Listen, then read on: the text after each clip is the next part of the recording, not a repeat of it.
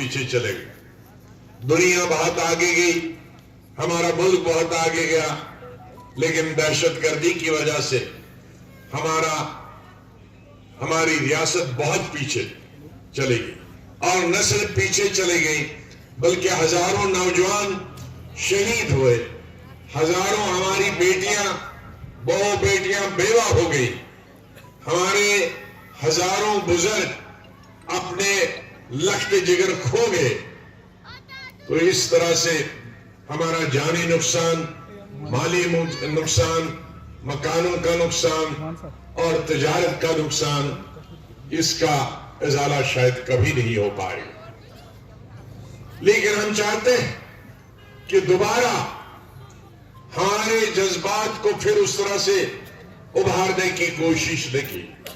یہ کچھ شر پسند عناصر تھے جو باہر کے تھے، لیکن ہمارے بھی کچھ اس میں لیڈران موجود تھے جو ہمیشہ ووٹ لینے کے لیے، کرسی حاصل کرنے کے لیے، منسٹر بننے کے لیے، چیف منسٹر بننے کے لیے، ایم ایل اے بننے کے لیے جو لوگوں کے جذبات سے کھیلتے تھے۔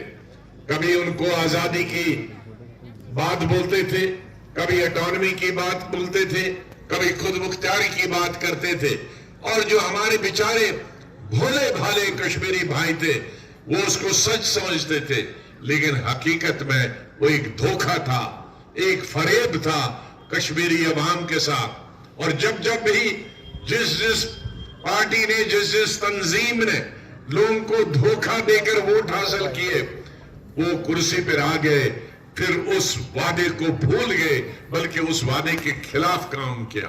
یہی آج تک 75 سال سے جموں کشمیر کی تاریخ رہی ہے، اور یہی ہماری بربادی اور تباہی کی ایک سب سے بڑی وجہ ہے۔ میں نے کبھی کشمیری عوام کو، چاہے میں یہاں سے الیکشن لڑا یا ہندوستان کے دوسرے کسی صوبے سے الیکشن لڑا، چاہے یہاں میں نے حکومت کی یا باہر وزیر رہا، کئی علاقوں میں، کئی صوبوں میں، الگ الگ جگہ پہ سیاسی لیڈران وہاں کے لیڈروں کے، وہاں کے عوام کے ساتھ، ان کے جذبات کے ساتھ کھیلتے تھے، چاہے وہ ہندو تھے یا مسلمان تھے۔ لیکن میں نے ہمیشہ پنجاب میں بھی اسی طرح وہاں کے لوگوں کے ساتھ، ہمارے سکھ بھائیوں کے ساتھ، کچھ لیڈر، کچھ سیاسی پارٹیاں ان کے جذبات سے کھیلتی تھی کہ اس سے تباہی اور بربادی کے بغیر کچھ نہیں نکلے گا۔ اور جب تک وہاں براہ راست 4 سال کے بعد حکومت نہیں بنی اور شانتی اور امن ہوا، آج 40 سال ہوئے، پنجاب بہت آگے چلا گیا، پنجاب میں ترقی کی، پنجاب میں انڈسٹریاں لگی، پنجاب میں فیکٹریاں لگی، پنجاب میں ہریالی آج پوری دنیا میں، اور آج ہمیں بھی پنجاب کا اناج ملتا ہے۔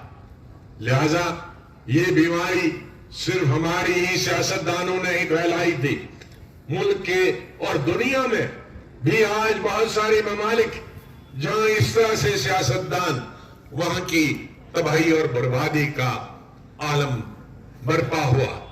اس لیے ہم نے آئندہ اس طرح ہماری ریاست میں کوئی بھی لخت جگر، کوئی بھی بچہ، کوئی بھی نوجوان، کوئی بھی بچی بیوہ نہ ہو، کوئی بھی والد، کوئی بھی والدہ اپنے نوجوان بچے سے محروم نہ ہے۔